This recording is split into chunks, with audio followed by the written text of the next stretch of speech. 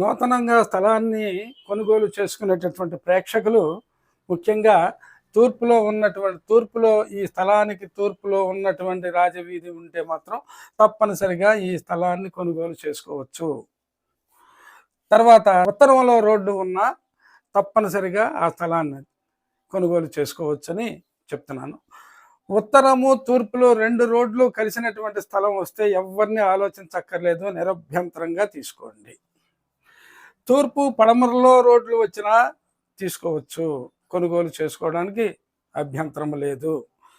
పడమరలోనే ఒక రోడ్డు ఉండి ఎటు రోడ్డు లేకుండా ఉన్నా సరే, పడమరలో రాజవీధి వచ్చినా సరే తప్పనిసరిగా తీసుకోండి.